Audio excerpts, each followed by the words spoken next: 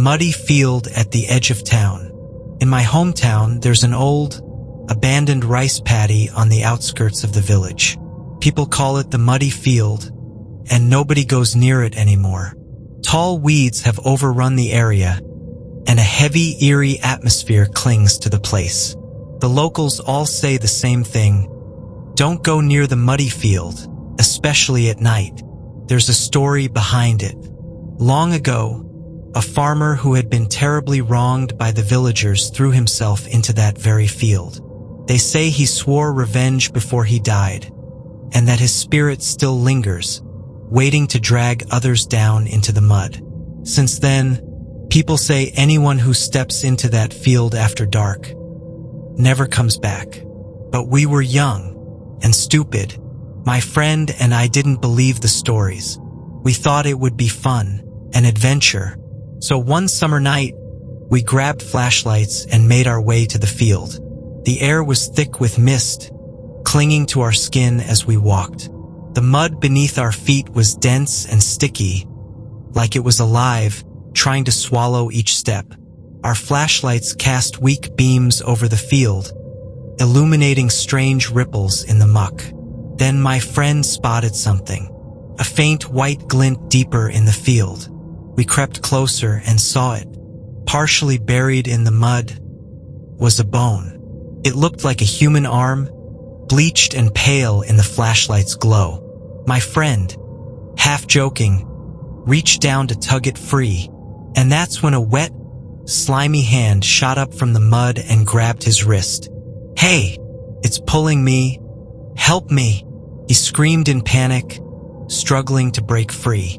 But more hands started reaching up from the sludge. Rotted, skeletal things, covered in filth and earth. They latched onto him one by one, dragging him down, deeper and deeper. I couldn't move. I was paralyzed with fear, watching helplessly as my friend's screams were slowly swallowed by the mud, until he was gone. Only then did I snap out of it and run. My legs felt like they were sinking with every step, and I could feel something chasing me, something cold and wet brushing against my back. I didn't dare look until I reached the road leading back to the village. When I finally turned around, faces, dozens of them, floating just above the surface of the mud. Pale, peeling skin, expressionless eyes, rotting features, and beneath the tattered skin, gleaming white teeth grinned up at me. The faces of those who had drowned there. I made it back to the village and told the adults everything.